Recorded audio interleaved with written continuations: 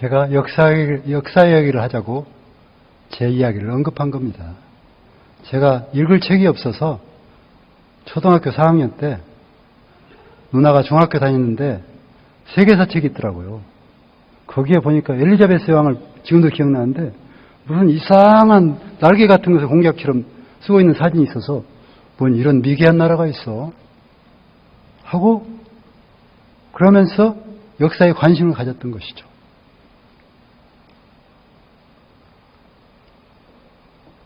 그래서 일 안 하고 했던 결과로 책을 봤던 덕인지 박정희 대통령 5.16 장학회라고 있습니다. 5.16 장학재단이라는 게 있었습니다. 제가 시골에서 유일하게 5.16 장학재단의 장학금을 받았습니다. 5.16 장학재단의 장학생이었습니다.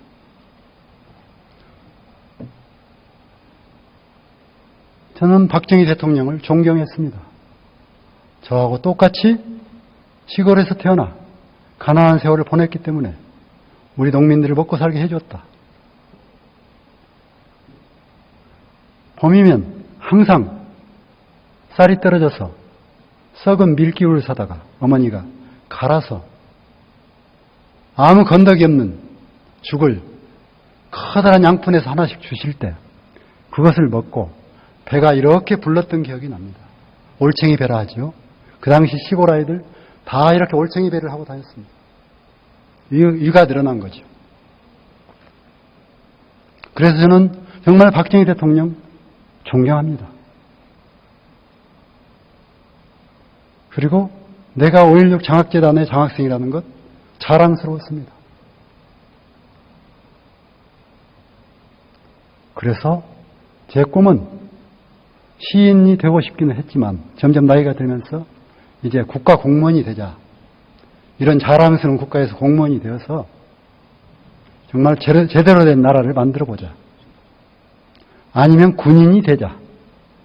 제가 이랬던 사람입니다. 그래서 그 시골에서 사관학교가 뭔 줄도 모르고 공군사관학교에 원서를 넣어서 1차, 2차에 합격을 했습니다. 그런데 대학 입학시험 본대학, 일반 대학 입학시험 며칠 얼마 앞두고 3차 시험에서 불합격 판정이 왔습니다. 저는 몰랐습니다. 그것이 어떠한 의미였는가를. 그래서 일반 대학 할 돈도 없고 해서 포기를 하려고 했으나 선생님과 동료들이 그래도 대학 시험은 한번 봐야지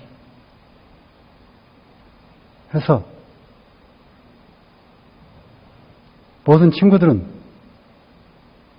내가 살고 있는 전라북도의 가장 큰 도시인 전주로 교대를 가거나 4년제 대학을 가거나 했습니다. 그런데 저는 광주가 가까웠던 덕으로 그리고 좀 더 큰 도시로 가면 뭐가 더 좋은 것이 있을까 싶어서 다른 친구들 다 전주로 가는데 광주로 가서 시험을 보러 갔습니다. 근데 시험 보러 간 전날 창문도 없는 여인숙에서 자다가 새벽에 일어나서 화장실을 갔다가 쓰러졌습니다. 출구 없는 방에서 연탄가스를 마신 것이었죠. 그래서 가까스로 살아나서 다음날 시험을 봤습니다. 그리고 떨어졌습니다. 그래서 포기했습니다. 저는 이제 가난한 가족들을 지키기 위해서 신문파리와 전주로 가서 가리방에 글씨 쓰는 필경사가 되었습니다. 자, 그러나 제 꿈은 여전히 국가를 제대로 지키는 공무원이 되고자 했습니다. 그래서 다시 열심히 공부해서 그 이듬해 대학을 갈 수 있었습니다.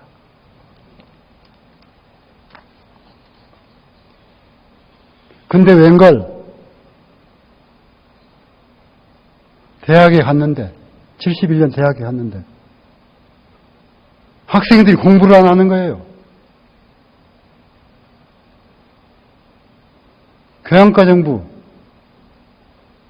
교양과정 듣고 나서 여러 과학 학생들이 함께 큰 강당에 모여서 박정희 대통령 욕을 하고 있는 겁니다. 이게 무슨 일이야?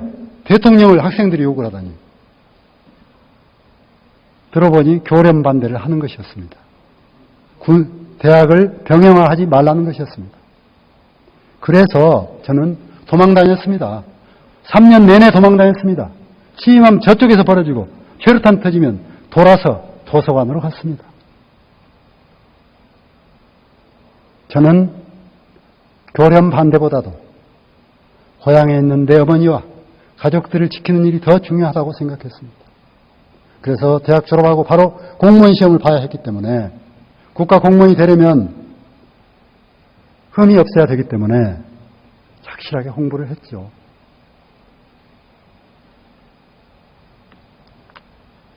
그런데 대부분 남학생들이 없어지더라고요. 3학년쯤 되니까. 다 시위했다고 군대로 끌려가고 무기징역 당하고 그러면서 학생회장 선거가 왔는데 지금 바로 이 사태를 이야기하는 겁니다. 좀 들어보십시오. 필리버스터 아닙니까? 영화를 끝까지 보시고 평을 하세요. 내가 쓸데없는 영화 돌리고 있는 거 아닙니다. 예를 들어서 그렇다는 것입니다.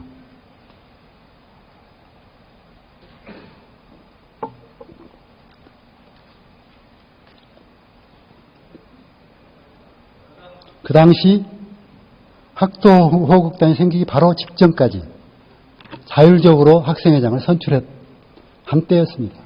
제 다음해서부터인가는 학도호국단 체제로 넘어갔죠.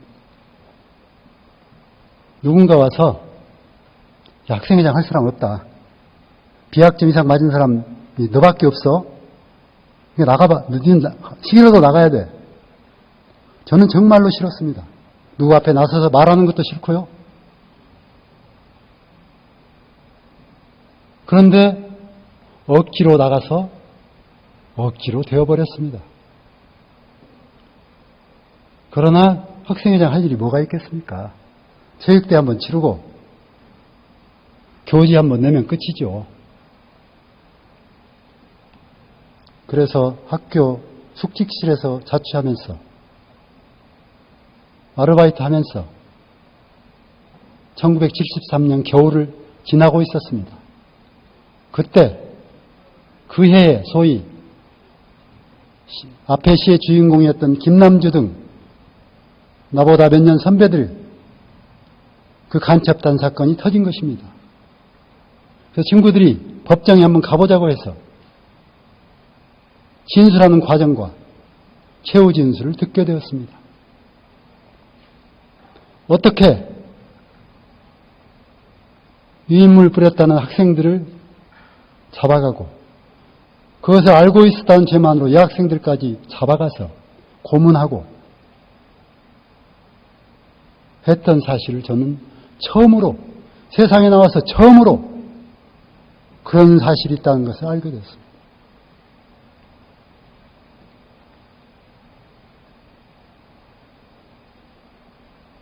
그리고 시위가 한 번 있었는데 학생회장이기 때문에 어쩔 수 없이 앞에가 있어야 했는데 경찰서에 연행되어 간 적이 있었습니다. 그날 긴 밤을 제가 취조를 당하면서 아무것도 하지 않았는데 무엇을 했다고 해야만 하는 현실을 겪으면서 이건 아닌데 하는 것을 체험했습니다. 저는 태어나서 처음으로 내 가족사, 내 개인의 감정을 떠나서 그런 일 아닌 것으로 울어본 적은 내 기억에 그날 밤이 처음이었습니다. 저는 새벽에 광주경찰서에 취조를 받고 나와서 저 광주 강기정원의 지역구인 말바우 시장에 있는 그 다 쓰러져가는 내 자취방에 돌아와서 이불을 뒤집어 쓰고 몇 시간이고 펑펑 울었습니다. 내가 살고 있는 대한민국이, 내가 공무원으로 일하고자 하는 대한민국이, 나를 지켜주려고 믿었던 대한민국이 데모에 연루되었다고 한 학생을 하루 저녁을 겁박하고 취조하는 것을 당하면서 순진했던 저로서는 그 복받치는 감정을 참을 수가 없었습니다. 그러면서 겨우 22살쯤 되었을 그 어린 나이에 제가 그런 생각을 했던 기억이 납니다. 내가 어떤 일이 있어도 이렇게 부당하게 국가 권력에 끌려가서 고통을 당하는 일은 없는 나라를 만들어야겠다. 그런 생각을 했습니다. 그러면서 1973년 겨울밤을 학교에서 아르바이트 하면서 지냈습니다. 그런데 주변의 친구들이 이대로는 안 된다. 이제 봄 개학이 시작되면 유신헌법에 반대하는 운동을 해야 된다. 시위를 해야 된다 하는 이야기 하는 것을 제가 알게 되었습니다. 저의 동참을 요구했습니다. 저는 동참하지 않겠다고 했습니다. 친구들도 제 집안 사정을 알고 그러려니 했습니다. 그런데 새학기, 74년 새학기가 됐습니다. 저는 체육대회를 준비하고 있었습니다. 체육대회를 준비하는 동료 학생의 동료들과 이야기를 나눴죠. 지금 일부 대학에서 이렇게 학생 시위를 하는 것 같아. 우리 대학도 하려고 한대. 그런 이야기를 했던 적이 있었습니다. 근데 아까 기록에서 봤듯이 4월 3일 긴급조치 사호가 공포되고 저는 4월 9일 학교 숙직실에서 저녁밥을 준비하다가 갑자기 들이닥친 제 지도교수 선생님에 이끌려서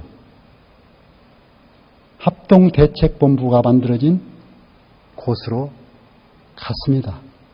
교수님 말씀이 야 큰일 났다. 너 자수해라. 뭘 자수해요? 관계기관에서 네가 연루되어 있다고 다 이야기를 해. 누가 아직 하는지 모르겠는데 너도 연루되어 있다고 보는 것 같아. 그러니까 빨리 가서 실토하고 자수하면 4월 9일까지 자수하면 살려준대. 제가 한 것은 시위를 준비한다는 것뿐이었습니다. 그러나 저는 자수할 수가 없었습니다. 동료들이 내가 못하는 일을 대신하고 있는데 내가 함께 하지는 못할 망정 그것을 자수해서 잡혀가게 할 수는 없는 일이었습니다.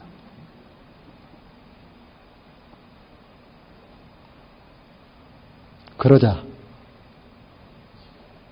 전남 도경 현재는 5.18 박물관이 있는 그 뒷건물입니다. 도청 뒷건물 4층으로 끌려갔습니다. 간부 같은 사람들이 있었고 직원들 몇 명이 기다리고 있었습니다. 그냥 평범한 사무실입니다. 수사가 의뢰 그랬듯이 처음엔 조용조용하게 알고 있는 거 다 써라. 없어서 안 쓰고 있으면 몇 번이라도 써라. 그날 있었던 일이라도 써라. 밥 먹고 공부하고 했던 일이라도 써라. 내 친구들 누가 지금 시위를 주도하고 있느냐? 써라. 저는 거절했습니다. 그 친구가 한다고 이야기만 했지 주도하는지 나는 알 수도 없었기 때문입니다. 그러자 구타가 시작되었습니다. 사각 강목이 들어오고 사가 강목으로 내 잔등을 후려패기 시작했습니다. 모르겠습니다. 몇 시간을 맞았는지. 제가 시멘트 바닥에 쓰러졌습니다. 초저녁에 들어갔으니까, 밤내 맞았으니까 얼마를 맞은지 모르겠습니다. 나중에 강목들이 부러지자 새 바클이 박힌 혁대를 끌어내서 그걸로 등짝을 후려치기 시작했습니다. 지금 기억에는 전혀 그 고통이 기억나지 않습니다. 아마 젊었던가 봅니다. 제가 20대 때는 지금보다도 좀 더 체구가 있었겠죠.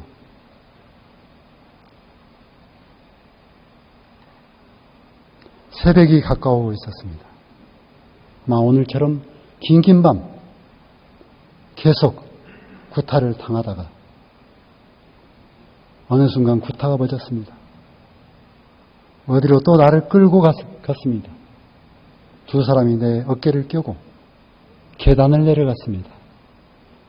당시에 전남도청 앞에 분수대 광장을 걸어갔습니다. 뿌옇게 새벽에 여명이 터오고 있었습니다. 광주 전남 도경 앞에는 무덕관이라는 소위 도경의 경찰관들이 체력 단련장이 있었습니다. 그 한켠에 차고지도 아니고 무슨 창고도 아니고 조그마한 함석 지붕에 건물이 하나 있었습니다. 그리 끌고 들어갔습니다.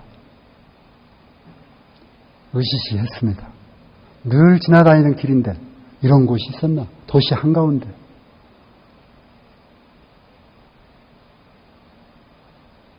아까 기록들에서 봤듯이 다짜고짜로 사람 하나 누울 수 있는 판 위에 눕혔습니다. 그리고 아까 기록대로 손발을 다 묶었습니다. 몸통도 묶었습니다. 그리고 손발도 묶습니다. 손가락도 묶습니다. 몸이 움직일 수 없게 송판에 묶습니다.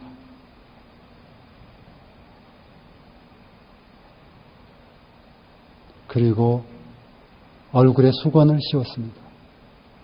그리고 물이 들어오기 시작했습니다. 주전자로 조금씩 숨을 쉴 수 없을 정도만큼만 쫄쫄쫄쫄쫄쫄 물이 흘러내렸습니다.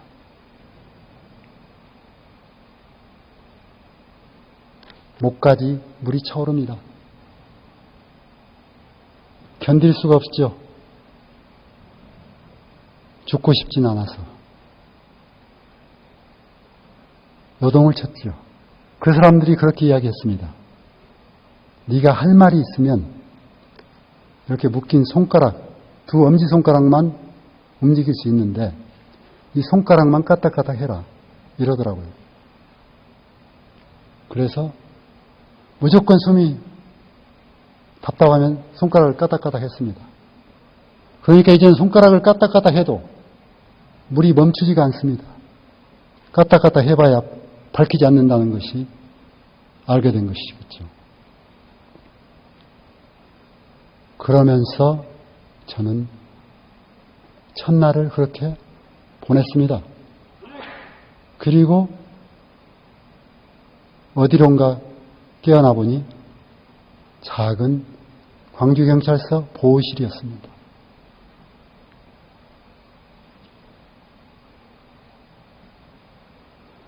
구타당한 기억은 없지만, 기억은 지금 이제 다 사라졌지만, 물이 들어오는 그 순간은 지금도 기억이 생생합니다. 인간이란 게 얼마나 약한 존재인지, 이 작은 물줄기 하나도 죽을 수 있다는 거, 저는 그때 알았습니다. 그러나 제발 불꽃이 많았으면 좋았을 텐데 불꽃도 없었고 불지도 않았습니다. 그래서 그 사람들은 포기하고 나를 보호실에다 넣어버린 겁니다. 그런데 알고 보니까 이미 해가 떠서 9시쯤 학생들이 등교하면서부터 이미 수사관들이 온 학교에 대기하고 있다가 하나씩 하나씩 움직이는 그 학생들을 다 잡았습니다. 그렇기 때문에 제가 더 이상 고통을 당할 필요가 없었던 겁니다.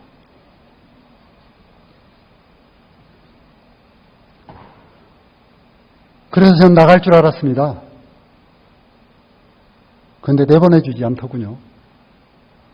세상에 어쩌면 그럴 수가. 23살의 청년은 지은 죄도 없었는데, 시위도 하지 않았는데, 모의도 안 했는데, 예정도 없었는데, 상상도 하지 않았는데, 오로지 공무원 되기 위해서 열심히 공부만 했는데 어떻게 그렇게 할 수 있었을까? 만약 그때 나를 풀어주었더라면 내가 어떤 인생을 살았을까? 다시 학교로 복학했을 것이고 정상적인 사회로 돌아갔을 것이고 일찍 결혼해서 아이들 낳고 부모님이 일찍 편안하게 모셨겠죠. 그때가 운명의 갈림길이었다고 저는 생각합니다. 어찌 이런 일이 나만의 일이었겠습니까? 우리 역사에 고비고비마다 위기 때마다 이런 일을 겪은 사람들이 얼마나 많았겠습니까?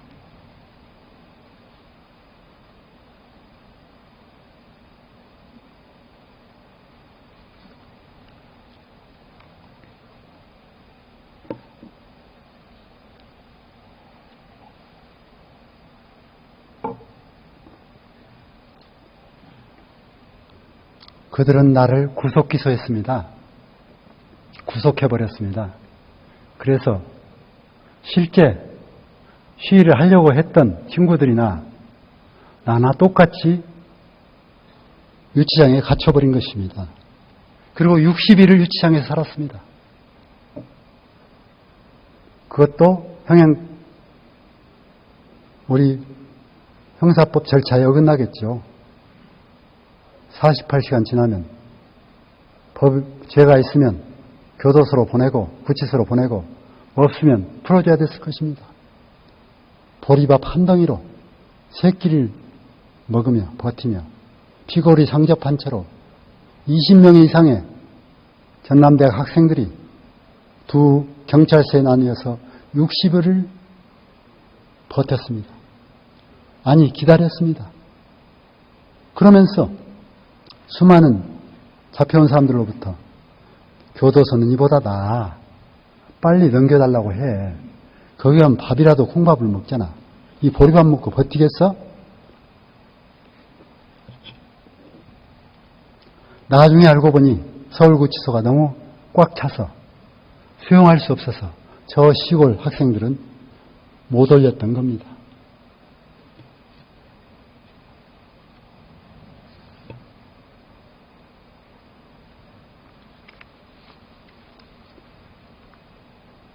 저는 그 안에서 나와 똑같은 사람들을 수없이 만났습니다.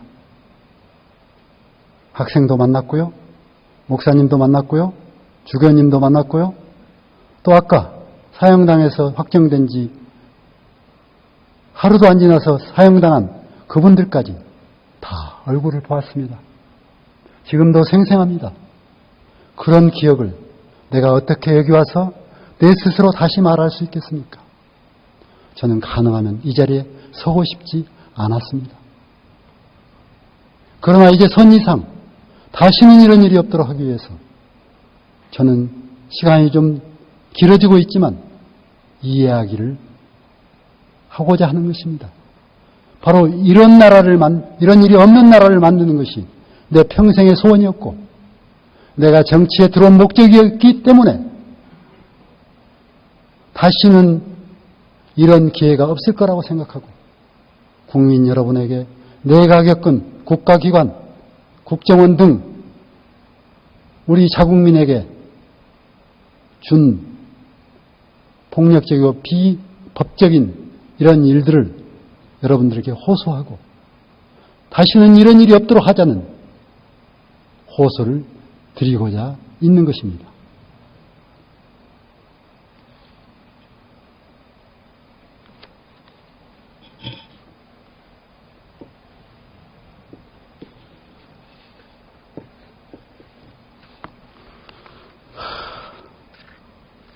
힘드실 테니까.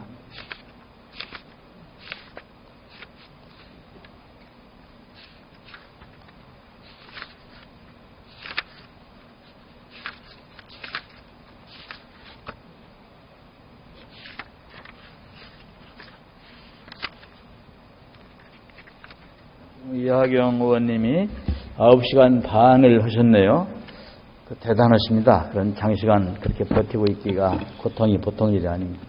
실은 우리 홍종학 의원님이 다음 순서인데, 그 다음은 또 소영기 의원님인데, 홍종학 의원님이 아까 내가 대여섯 시간 전에 여기 사회 봤지 않습니까? 그때도 홍종학 의원님이 기다리고 있어서 오랜 시간 지금 기다리고 있습니다. 그래서 혹시 이하경 의원님이 다른 동료 의원에게 기다림을 좀 그런 고통을 덜어주려고는 그런 아량을 가지고 계시면은 조금 추려서 해도 좋을 것 같습니다. 제가 억지로 권하진 않습니다. 네, 하여튼 인생에 한 번입니다. 국회 부의장님 한번 봐주십시오. 저 의원님 자유입니다. 시간 제한이 없습니다. 제가 죄송합니다. 5시간 한다고 했는데 그래서 대기하셨을 건데 저도 이렇게 제가 오래 할 줄 몰랐습니다. 그러나 제가 운명에도 없던 정치까지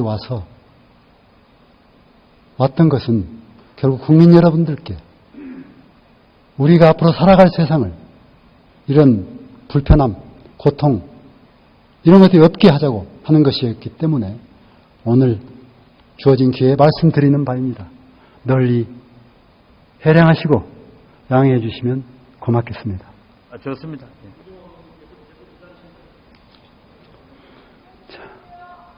저도 힘드니까 시 한 편 다시 읽겠습니다. 김남주 시인의 진홍가입니다. 진홍가라는 거 아시죠? 죽어간 사람들에 대한 위로하는 노래입니다. 우리 역사에 눈 감고 살펴보면 우리 이전 150년 역사에서 얼마나 많은 사건이 있었고 얼마나 많은 사람들이 죽어갔습니까? 또 우리 정부가 들어선 후에도 얼마나 많은 사건과 많은 사고와 무참한 죽음들이 있었습니까? 가까이는 세월호에 꽃도 피워보지 못한 우리의 어린 자녀들,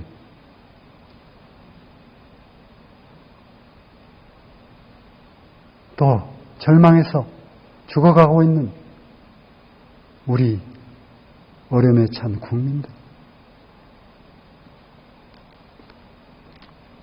진원가, 김남주, 총구가 내 머리숱을 헤치는 순간 나의 신념은 혀가 되었다.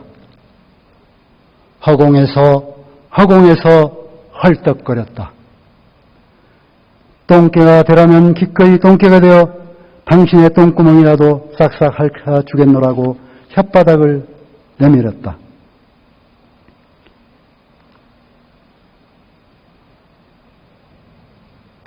나의 싸움은 허리가 되었다. 당신의 배꼽에서 구부러졌다. 노예가 되라면 기꺼이 노예가 되겠노라. 당신의 발밑에서 무릎을 꿇었다. 나의 신념, 나의 싸움은 미궁이 되어 시면으로 떨어졌다. 삽살개가 되라면 기꺼이 삽살개가 되어 당신의 발가락이라도 핥아 주겠노라. 더 이상 나의 육신을 학대 말라고. 하찮은 것이지만 육신은 유일한 나의 확실성이라고. 나는 혓바닥을 내밀었다. 나는 무릎을 꿇었다. 나는 손발을 비볐다. 나는 지금 쓰고 있다. 벽에 갇혀 쓰고 있다. 여러 고울이 쑥밭이 된 것도, 여러 집이 발칵 뒤집힌 것도 서투른 나의 싸움 탓이다라고. 사랑했다는 탓으로 애인이 불려다니는 것도, 숨겨졌다는 탓으로 친구가 직장을 잃는 것도 어설픈 나의 신념 탓이라고. 모든 것이 나 때문이라고. 나는 지금 쓰고 있다. 주먹밥 위에 떨어지는 눈물 위에 환기통 위에 뺑기통 위에 식구통 위에 감시통 위에 마룻바닥에 벽에 천장에 쓰고 있다. 손가락이 부르트도록 쓰고 있다. 발가락이 닳아지도록 쓰고 있다. 혓바닥이 쓰라리도록 쓰고 있다. 공포야말로 인간의 본성을 캐는 가장 좋은 무기다라고. 어찌 이런 고통을 김남주 시인과 저만 겪었겠습니까? 중앙정보부, 치안본부, 대공분실 이런 이름으로 수많이 주택가에 숨어있는 안가에서 고통을 받았던 사람들이 얼마였겠습니까?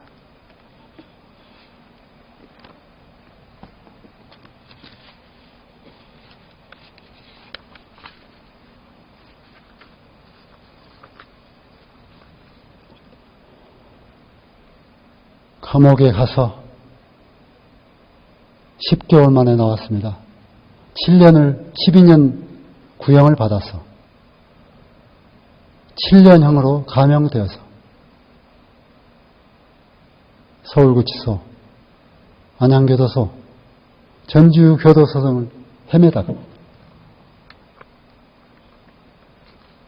75년 2월 달에 나왔습니다. 그런데 이제 학교로 돌아가야죠. 받아주지 않습니다.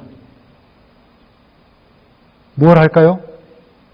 20대 초반의 청년이 감옥에 갔다 왔습니다. 기술도 없습니다. 졸업장도 없습니다.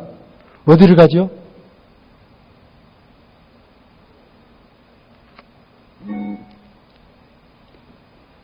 그래서 먹고 살기 위해서 또 어떻게든 새로운 뭔가를 해보기 위해서 서울로 왔습니다. 그러면서 당시 일본 엠네스티가 민청학년 사건으로서 석방된 학생들을 위해서 직업훈련기금을, 재활기금을 보내주었는데 그 도움으로 저는 공장에 취업하기 위해서 평화시장에 가서 재단을 배우고 공장에 갔다가 곧바로 따라온 수사관에 의해서 신분이 밝혀져서 오래 있지도 못하고 또 쫓겨나서 다시 선반을 배워서 공장에 취업하고자 배웠다가 노량진 맛집고바에 흘러다니다가 이 공장 가면 6개월 만에 또 형사가 쫓아오고 저 공장에 가면 또 형사가 6개월 만에 쫓아오고 도무지 안정할 수 없는 상태에서 젊은 날을 보내게 되었습니다.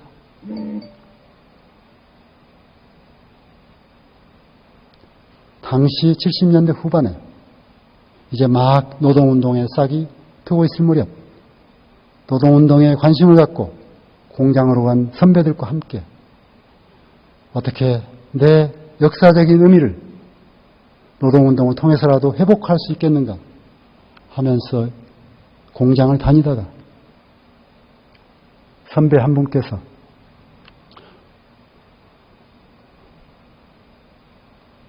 그렇게 어느 세월에 이 군사정권, 독재정권을 없앨 수 있겠냐? 이제 뭔가 좀 몸으로 해야 되지 않겠냐? 그러나 저는 그나마 안정이라도 지키고 싶어서 동조하지 않았습니다만 결국은 그 선배의 권유로 민주투쟁국민위원회라는 그런 조직에 들어가게 되었습니다. 이름은 거창하지만 하는 일은 별것도 없었습니다. 어디선가 유인물을 복사해주면 그래서 어느 장소에서 전해주면 그걸 가지고 배당된 장소에 밤중에 가서 뿌리고 오는 일이었습니다. 두려웠습니다. 그 정도도 두려웠습니다. 아까 시에 있던 김남주 시인이 도남동 삼동네 제 작은 방에 함께 있으면서 어느 날 물었습니다. 선배님은 무섭지 않으세요? 그러자 무서워도 어쩔 수 있겠니? 이렇게라도 하지 않으면 우리가 이 상황을 벗어날 수 있겠니? 그래서 그 조직에서 활동하다가 다시 난민연이라는 이름으로 검거가 되었습니다.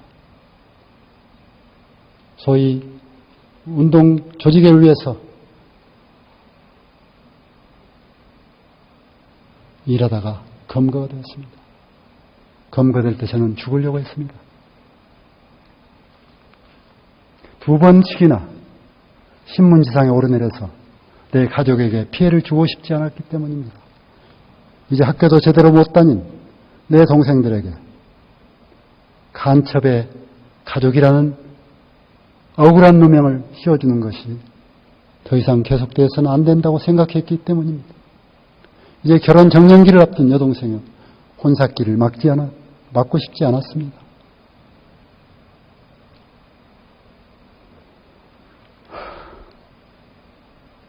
그러나 결국 또 장기형을 받아서 저는 무려 또 4년 6개월 5년여 세월을 영등포구치소, 서울구치소, 성동구치소,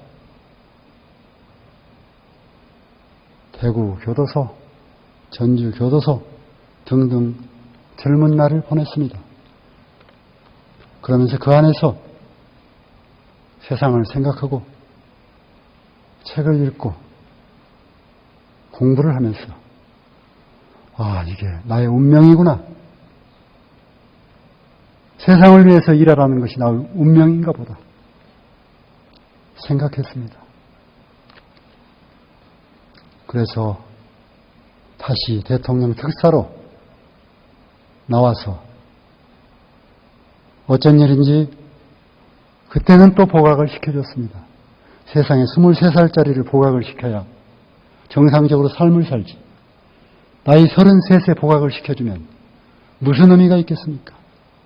교사 자격증도 땄습니다. 그러나 교사로 갈 수가 없었습니다. 세상을 위해서 좀 더 뭔가 변화를 위해서 일을 하고 싶었습니다. 그래서 갔던 것이 순천 YMCA였습니다. 그런데 이것도 만만치 않았습니다. 보호관찰법이라고 있었는데요. 이게 주거지 이상을 도시를 벗어날 때는 늘 신고를 하고 다녀야 되는 법입니다. 그리고 인근에 국가적인 행사가 벌어지면 아예 하루 종일 집안에 갇혀야 하는 상황이었습니다. 아침 일찍 내가 일어나기 전에 내 담당 형사가 와서 집 앞에 대기하고 있습니다. 오늘은 그 행사에 가지 마세요. 2년마다 결혼하고 아이를 낳고 직장 생활을 하고 해도 보안 관찰은 끝이 없습니다. 2년이 되면 담당 검사가 불러서 그동안 2년 동안 계획과 천선했는지 소위 정해진 대로 점검하고 평가를 해야 되는 거 아닙니까? 그냥 이전에 있던 기록과 내 담당 형사가 제공해 주는 기록을 포함해서 다시 연기를 하는 것입니다. 이래서는 안 된다. 이래서는 안 된다. 심지어 저희 집에 손님이 왔다 가면 다음날 제 아내에게 마을의 이장이 묻는다고 합니다. 어젯밤에 누가 왔다 갔어요? 밤에 불이 환하게 늦게까지 켜져 있던데요.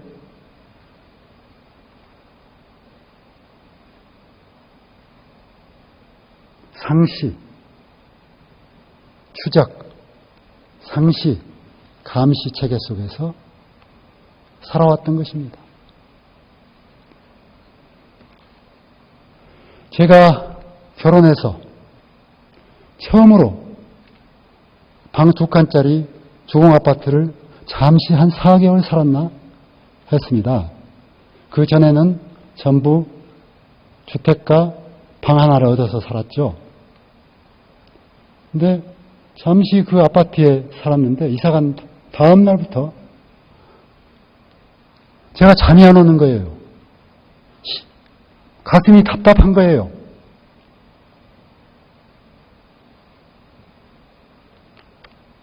잠을 잘 수가 없어요.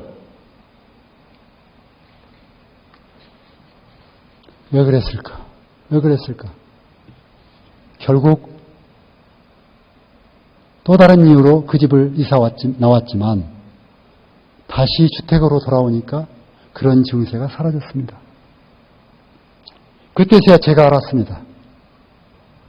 제가 제 스스로 늘 누군가로부터 감시당하고 있으니까 불시에 부당하게 불신 검문을 하거나 나를 잡으러 오면 항상 어디론가 도망갈 곳을 생각하면서 살았던 것입니다. 잠을 잤던 것입니다. 항상 뒷문이 있는, 뒷창이 있는 방에서 살았던 것입니다. 제가 시골의 외딴 집에서 공부 좀 하겠다고 산 적이 있었습니다. 그때 아까 말했듯이 우리 대학생들이 갑자기 저가 강원도에서 죽기도 하고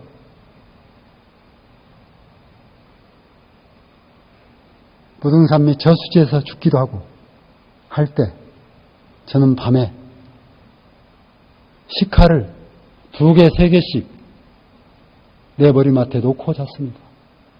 그리고 문골에다 쇠를 채우고 잤습니다. 그 시골의 하찮은 이하경이 하나를 누가 잡으러 오겠습니까? 별일도 안 하고 YMCA에서 청소년들과 놀고 캠프 가고 주부들과 생협하고 그런 일 하는데 누가 나를 잡으러 오겠습니까?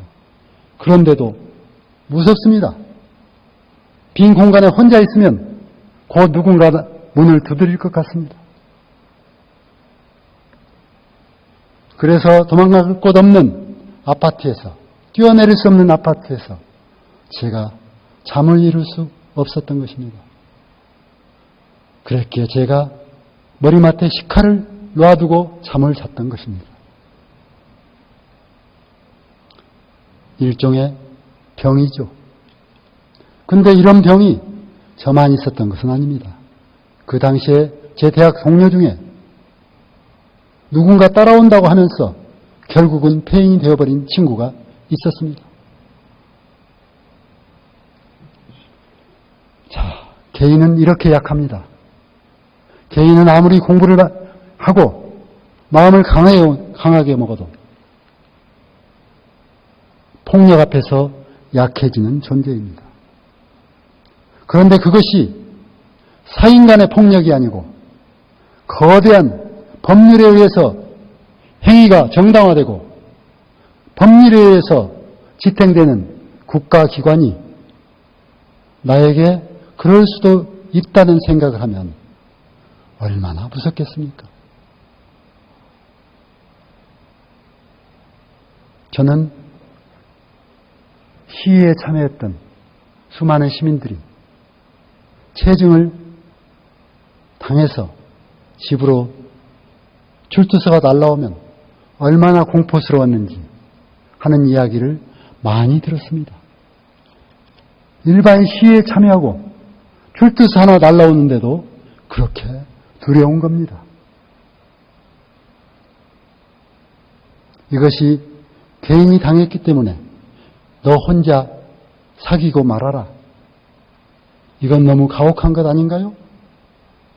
내 이웃이 그런 일을 당하고 있는데 이런 일보다 더 못한 슬픔을 당해도 우리가 위로할진데 이렇게 심각하게 신체적, 정신적 위해와 피해를 느낀다면 어떻게 우리가 그대로 볼 수가 있겠습니까?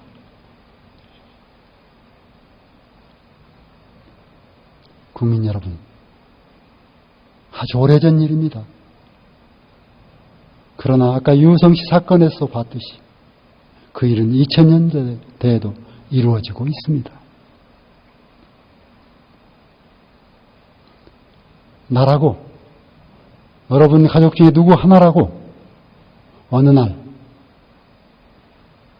휴대폰 때문에 누군가가 추적하고 감시하고 정보를 수집하고 휴대폰을 들여다보고 하지 말란 법 있겠습니까? 이런 상태가 되면 어떤 일이 벌어질까요? 적어도 이것을 들여다보는 그 기관이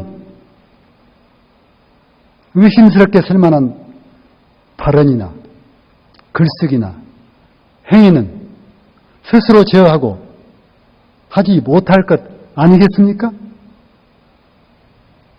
자, 사상의 자유, 내가 뭔가 불만이 있으면 말할 수 있는 자유, 안 좋은 일이 있으면 그것을 누구에게 말해서 그것을 시정할 수 있는 자유, 내 조국의 국가기관이 잘못되면 그것을 비판할 수 있는 자유, 내가 뽑은 위정자들이 잘못되면 그것을 비판하고 교정하려고 할 수 있는 자유, 이런 자유가 사라진 사회를 생각해 보십시오. 여러분, 어떤 사회가 기다리겠습니까? 이제는 아까 하이네의 시처럼 당나귀들의 공화국이 되지 않겠습니까? 힘 가진 자, 권력 가진 자들만이 마음대로 할 소리 하고 약한 자들은, 가난한 자들은 하고 싶은 말이 있어도 할 수 없는 사회, 그것은 바로 곧 전체주의 사회로 가는 시발이 아닐까요?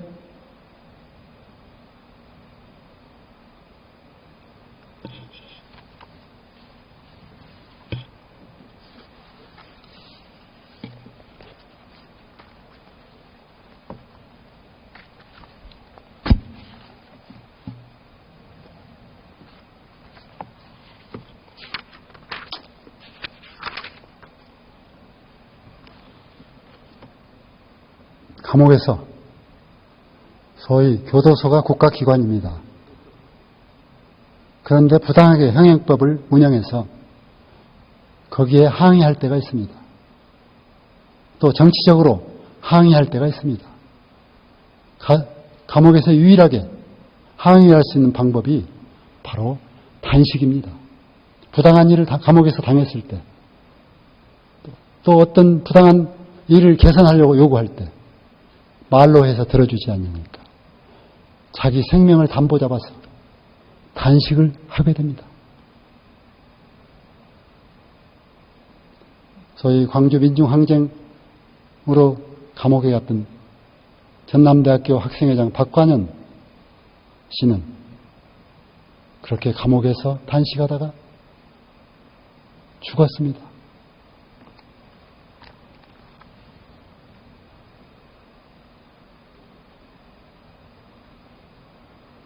그 기억을 여러분과 함께 나누고자 합니다.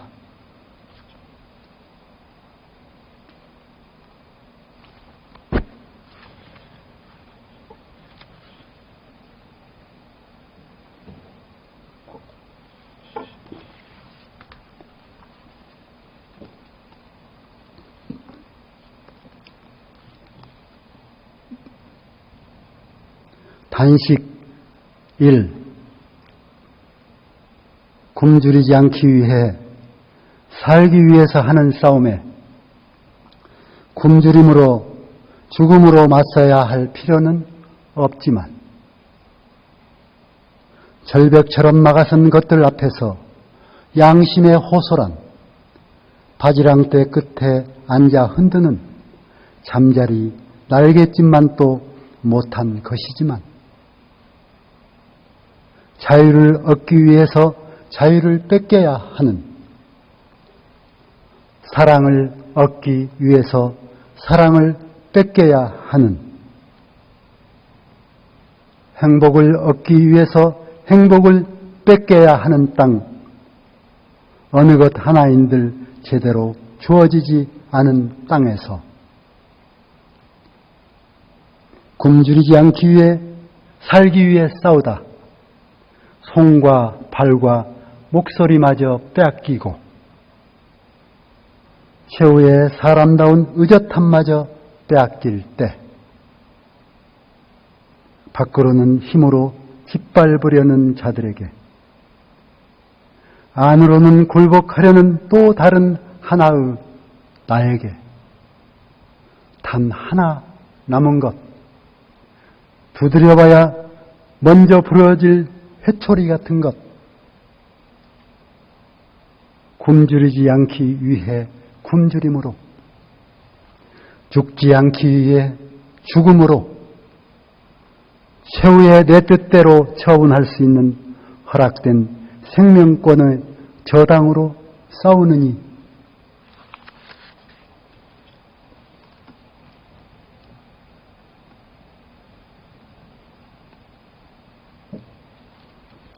단식 2. 누구는 정의를 생각하기도 한다지만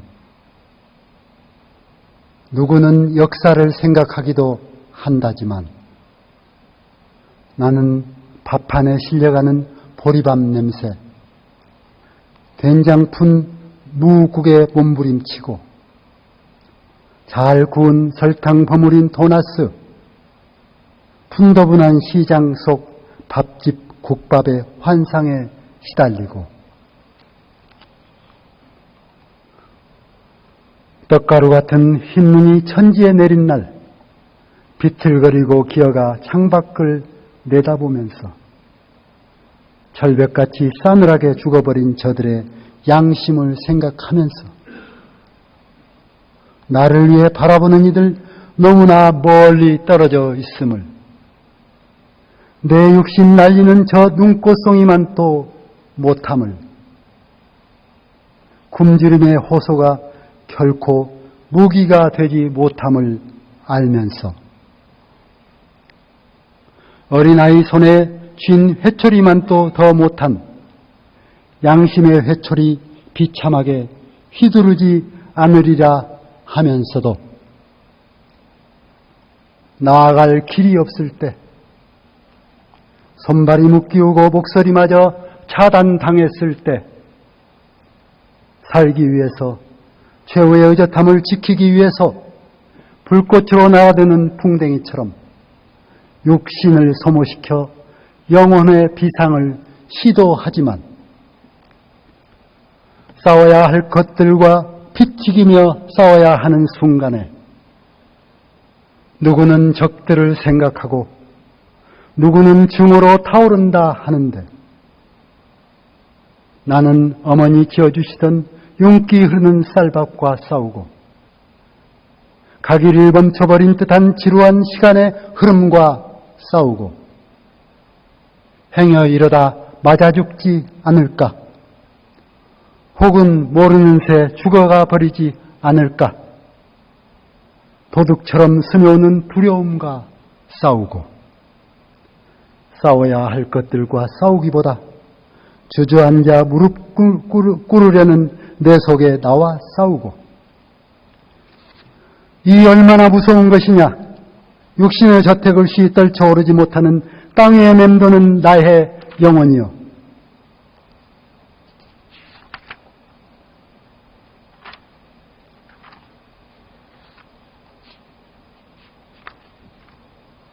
변론. 재판관 앞에서 하고 싶었던 이야기였습니다. 변론. 좌경이 아니라 인간다움의 추구입니다. 돈 때문에 사람을 짐승으로 만들지 않는 세상, 단지 그런 세상을 만들고자 할 따름입니다. 뛰어오른 전셋값을 구하기 위해 놀러온 이웃집 아이를 볼모로 잡아 찜통에 넣어 죽이는 그런 일이 없는 세상, 자식 대학 입학금 마련을 위해 생명보험을 타자고 알아누운 제 남편을 독살하는 일이 없는 세상, 병원에 가면 번연히 고칠 줄 알면서도 자식들에게 빚을 남기느니 차라리 죽음을 기다리겠다는 그런 부모들이 없는 세상, 공장으로 술집으로 흘러다니다 몸 버리고 폭탄주를 마시다 죽어가는 어린 누이들이 없는 세상, 다만 그런 세상을 원할 뿐입니다. 사람들이 누구나 떳떳하게 일하고 오순도순 누구나 등 두드리며 살아가지 못하고 버려진 깡통처럼 일그러져 나 뒹굴다 쓰레기처럼 쓰러져야 하는 그런 세상이 아닌 열심히만 일하면 집 걱정, 취직 걱정, 병원비 걱정하지 않고 두들겨 맞고 끌려가고 감옥에 갈 걱정 없는 사람이 사람다움을 느끼며 사랑으로 아름다운 그런 세상을 원할 뿐입니다. 개나 되지만도 못한 그런 삶을 거부하는 인간으로서 최소한의 요구요 몸짓일 뿐입니다. 그렇습니다. 오늘 이 자리에서 제게 호소하면서 드리고 싶은 말입니다. 정부를 비판한다고 종북 좌파 좌고양 빨갱이라고 몰아붙이는 일 이제 그만합시다. 언제 내 아이도 직업이 없으면 해고당하고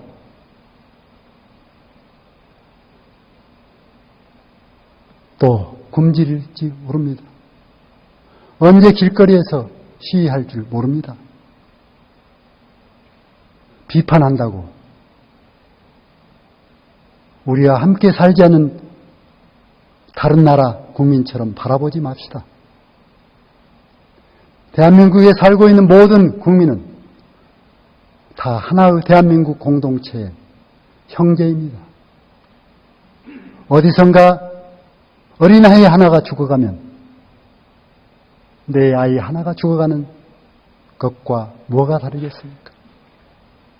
어디선가 독거노인 한 분이 외롭게 돌아가시면 그것이 내 어머니의 일이 아니라고 어떻게 말할 수 있겠습니까?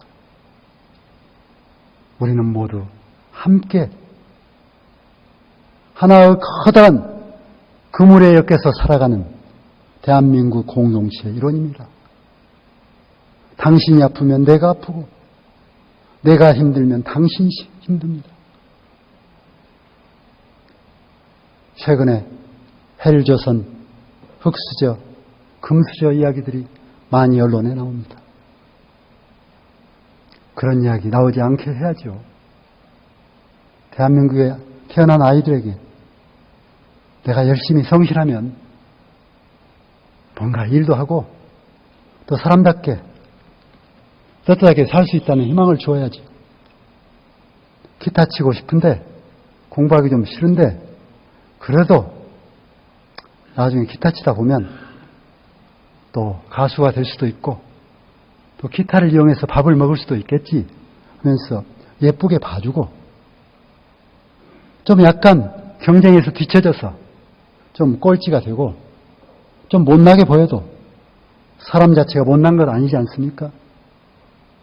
그들을 따뜻하게 밥 먹을 수 있게 해주고 희망을 주고 격려해 주고 이런 것이 우리가 꿈꾸는 세상 아니겠습니까? 또 언제까지 북한에 핵무기를 발사하는 저런 형제들이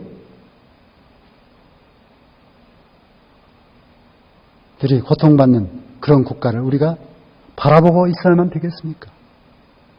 물론 방법에서 다 입장이 다르겠지만 머리를 맞대고 보면 북한이 핵무기를 쏘지 않고 핵이 없어도 살아가게 할 수 있는 방법이 있을 거라고 생각합니다.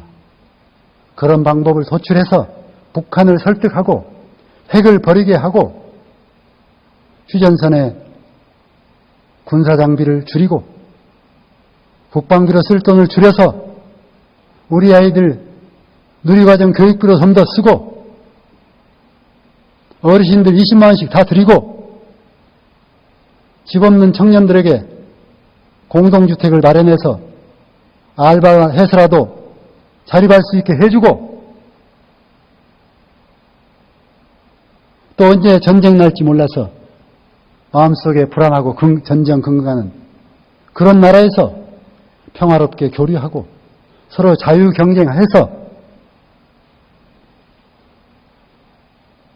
좀 평화롭게 살 수 있는 그런 대한민국 만들어야 되지 않겠습니까? 테러 방지법은 그런 법을 위한, 그런 세상을 위한 갈림길에 서 있는 법이라고 저는 생각합니다. 국민들이 테러 방지법에 의해서 위축되고 비판의 자유를 잃게 되면 막힌 대한민국의 혈관은 계속 막히게 되고 언젠간 뇌졸중으로 떨어지게 되고 뇌사 상태에 들어갈지도 모릅니다. 미리미리 막힌 혈관을 뚫을 수 있도록 비판을 겸허하게 정치권이 받아들일 수 있어야 됩니다. 비판 없는 사회는 죽음이 기다리고 있는 사회입니다. 유기적 사회체는 비판이 있을 때 비로소 건전하게 운영될 수 있는 것입니다. 네, 이하경 의원님 절절한 말씀을 감명 깊게 하고 계신데 양해해 주신다면 속보 하나만 전달해 드리겠습니다. 방금 국회 안전행정위원회가 공직선거법을 의결했다고 합니다. 아시는 바와 같이 오늘 오전에 아침인가요? 선거구 획정관리위원회에서 선거구 획정안을 국회에 제출했습니다. 그래서 아까 10시경에 국회 안전행정위원회를 개의해서 회의를 했는데 방금 공직선거법, 그걸 포함한 공직선거법과 정치자금법을 의결했다고 그럽니다. 예, 감사합니다. 말씀 계속하시죠.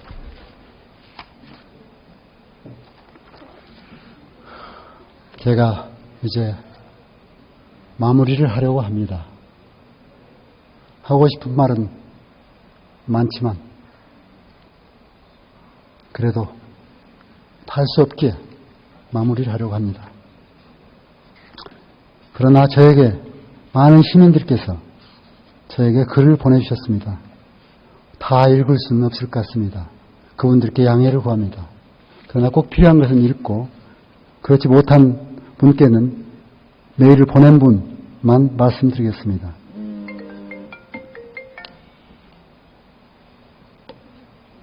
시치미님 굉장히 긴 글을 보내주셨습니다. 좋은 글인데요. 너무 길어서 읽어드리지 못한 것을 죄송합니다.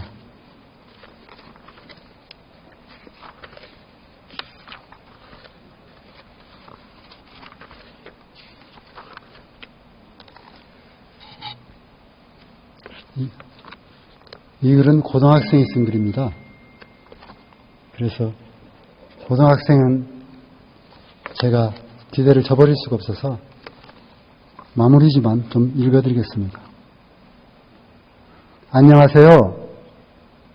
이하경 의원님, 저는 정치에 대해 아는 것도 아니고 또한 법에 대해서는 잘 모르는 그냥 경상북도 시골에 사는 평범한 고등학생입니다.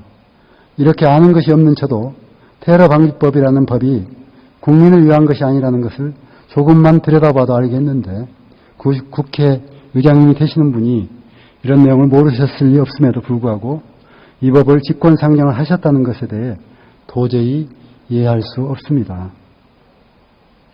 국민 누구나 테러 방지법을 들으면 당연히 국가를 위한 것이고 국민의 안전을 위한 것이라고 생각할 것입니다.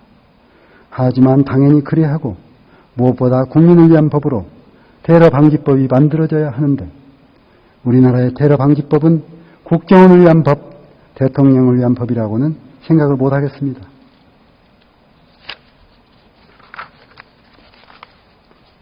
쭉 길게 서 있는데 여기까지만 이 학생의 글을 읽어드리겠습니다.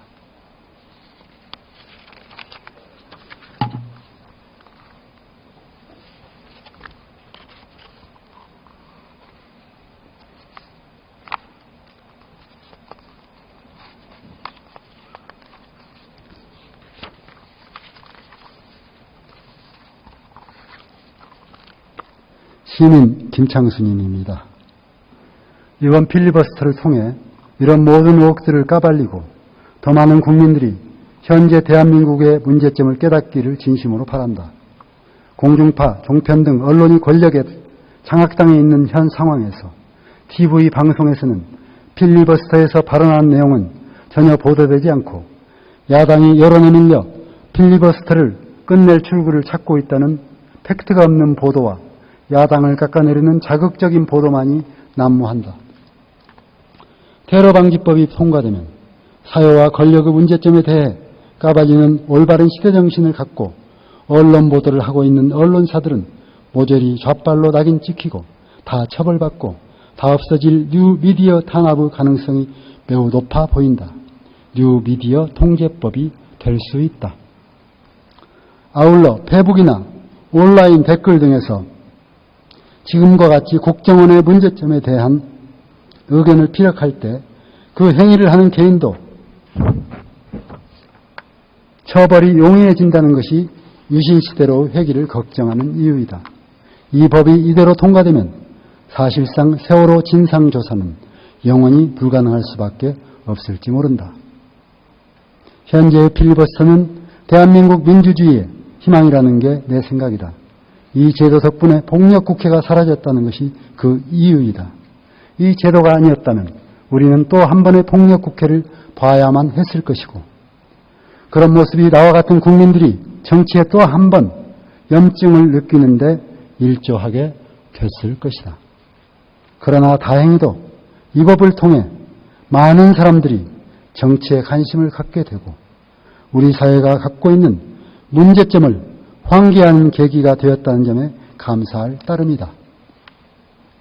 이제 새누리당 의원님들도 테러 방지법을 찬성하는 논리적인 이유를 갖고 단상에 나와서 무제한 토론에 동참해 주기를 진심으로 기원한다. 그게 나를 비롯한 많은 사람들이 기대하는 진정한 민주주의며 구태정치를 폐기하는 방법이라 생각한다.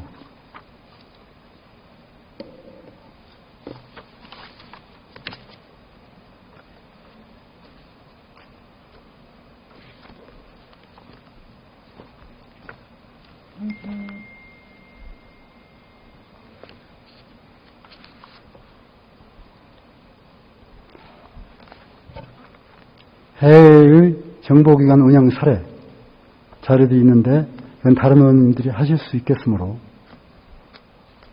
생략하겠습니다.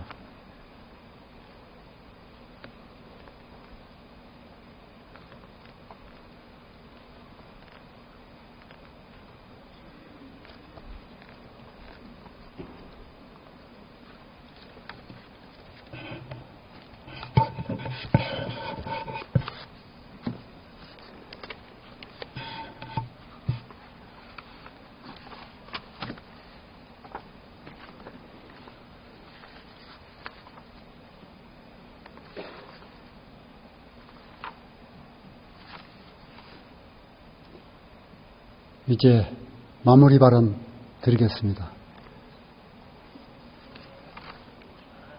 오랫동안 지루한 시간, 좋은 휴일에 이렇게 힘들게 해서 죄송합니다. 존경하는 국민 여러분, 미국의 유명한 언론인이자 교육가인 밀턴 마이어는 1955년 그들은 자신들이 자유롭다고 생각했다는 제목의 저서를 발표했습니다. 우리나라에서는 나치시대 독일인의 삶, 선한 사람들의 침묵이 만든 오욕의 역사라는 부제가부터 출간되었습니다. 말틴 밀턴 마이어는 1960년대 미국 국무부의 규정에 따라 충성맹세의 서명을 거부했다는 이유로 여권 발급이 취소되기도 했습니다. 이 책은 저자가 1950년대 2차 대전 후 독일을 방문하여 나치에 가담했던 10명의 평범한 일반인과 심층 인터뷰를 한 내용을 담고 있습니다. 이 책의 결론은 미국의 인권운동가인 마틴 루터 킹 목사의 말과 똑같습니다. 역사는 이렇게 기록할 것이다. 사회적 전환기의 최대 비극은 선한 사람들의 소름 끼치는 침묵이었다.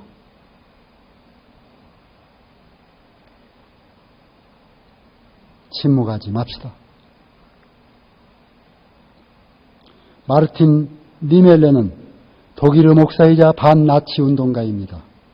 처음에는 히틀러를 지지했으나 나중에는 나치에 반대한다는 이유로 8년간 강제 수용소에 갇히기도 했습니다.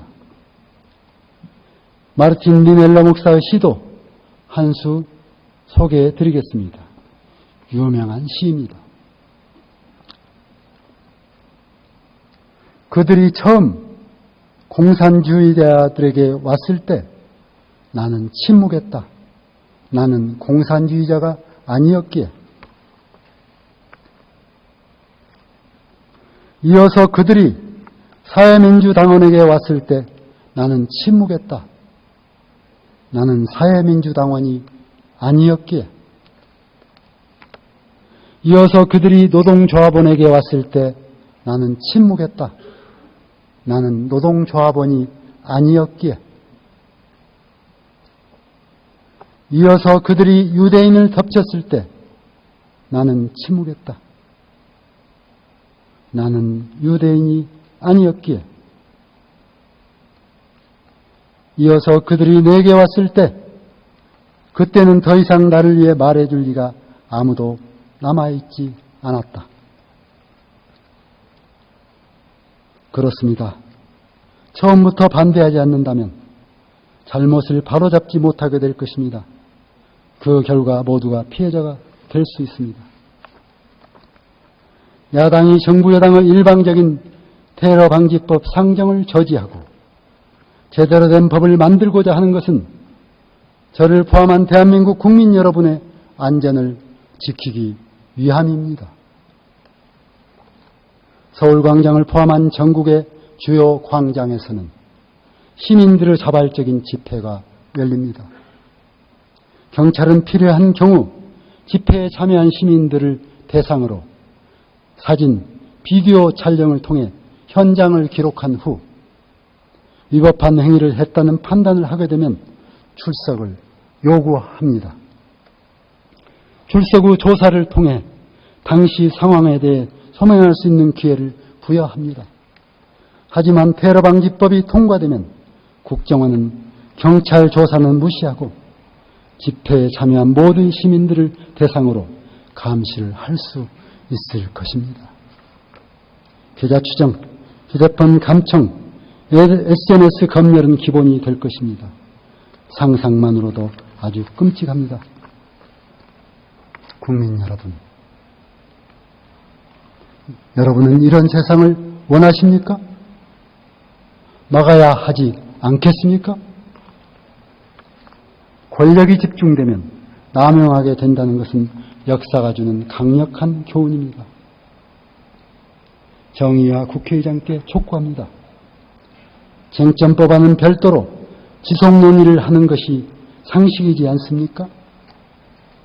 테러방지법 직권상정을 철회하시고 상임위로 돌려보내십시오. 정부 여당에 촉구합니다. 지금이라도 늦지 않았습니다. 해당 상임위에서 논의를 진행하십시다. 필요하다면 공청회를 열어 시민들의 의견을 들읍시다. 존경하는 국민 여러분, 우리 당이 주장하는 바는 간단합니다. 테러 방지라는 이름에 걸맞는 내용의 법을 만들자는 것입니다. 우리나라의 가계부채는 1200조에 달하고 자영업자 절반 가까이가 폐업하고 있습니다. 청년 실업률 9%는 사상 최고치를 기록하고 있습니다. OECD 국가 중 출산율은 최저 1.25명, 자살률 10만 명당 28명, 노인 빈곤율은 최고 47.2%입니다. 부끄럽고 참담합니다. 헬조선이라는 자조적이고 패배주의적 말을 부정하기가 어렵습니다. 얼마 전 출소해 출국해 IS에 가입하고 소식이 끊긴 김군의 사례를 기억하실 것입니다. 조사 결과 김군은 가정과 학교에서 소외되어 외로움을 호소했던 것으로 나타났습니다. 우리 사회와 가정이 미처 품지 못해 좌절하고 절망하는 이들이 사회의 위험이 되는 길을 막는 것이야말로 테러를 방지하는 근본적인 해결책이 될 것입니다. 수십 명이 사망한 노르웨이의 끔찍한 총기 난사 사건은 전 세계를 충격에 휩싸이게 했습니다. 이 비극을 수습하며 주목받았던 것은 당시 엔스 스톨텐베르그 노르웨이 총리 대응이었습니다. 그는 이렇게 말했습니다. 범인은 폭탄과 총격으로 노르웨이를 바꾸려 했다. 그러나 노르웨이 국민은 우리의 가치를 포용하는 것으로 응답했다. 우리의 대응은 더 많은 민주주의와 더 많은 개방성, 더 많은 인간애다. 내 외부의 위험을 감시한다는 명목으로 우리 안의 괴물을 더 크게 키우는 것은 결국 우리 스스로를 위험으로 내몰게 될 것입니다. 이제 마치려 합니다. 다시 한번 호소합니다. 우리 역사에는 수많은 의인들, 수많은 정의로운 사람들이 있었습니다.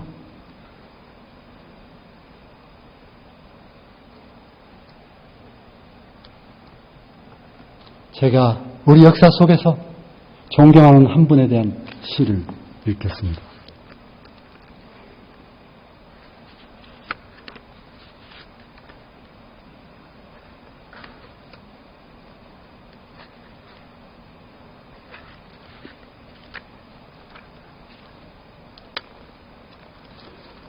무너져나 봉건적 배습과 부정부패로 무너져가도 외세 열광에 흔들려서 자주적 국가를 이룩할 수 없었던 조선 왕조 말기에 정의로운 우리 민중들의 국민들의 힘으로 새로운 정부, 새로운 정치를 꿈꾸었던 동학농민혁명의 전봉준,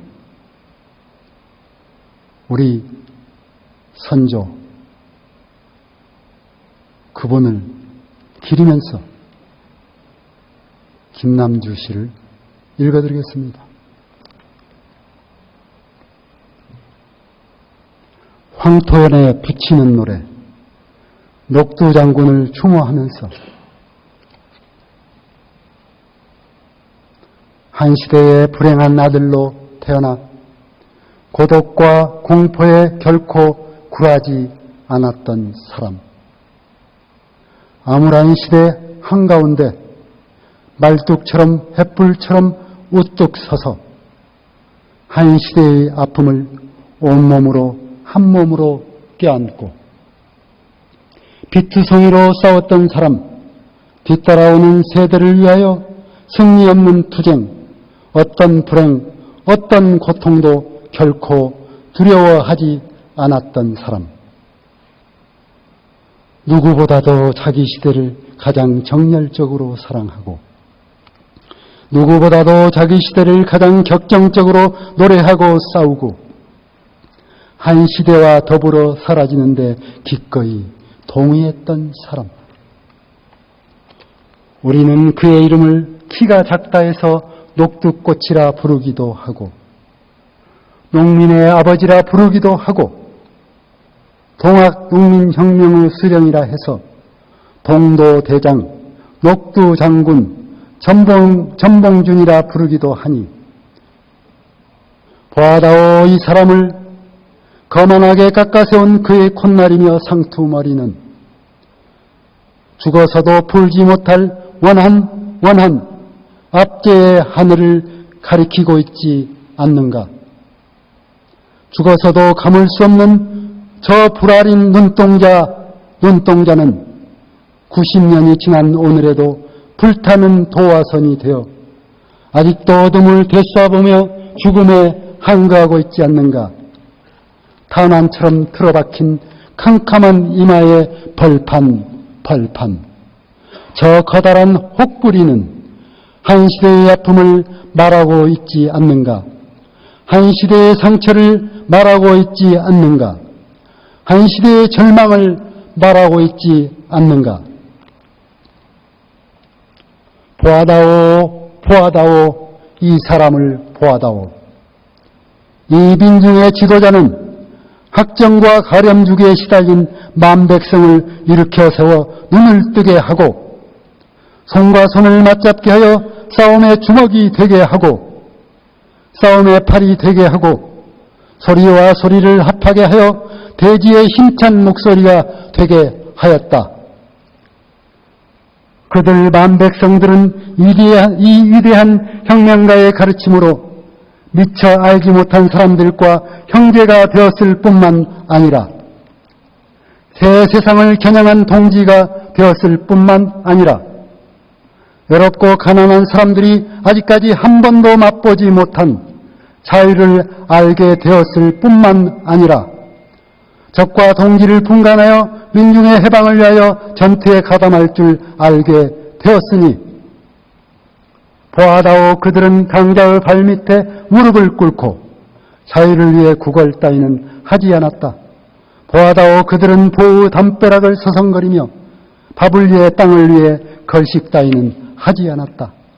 보아다오, 그들은 판관의 턱을 쳐다보며 정의를 위해 기도 따위는 하지 않았다. 보아다오, 그들은 성단의 탁자 앞에 무릎을 꿇고 선을 구걸하지도 않았고 돈뭉치로 선을 사지도 않았다. 보아다오, 그들은 이빨 빠진 사자가 되어 허공에 대고 허망하게 으르렁거리지 않았다.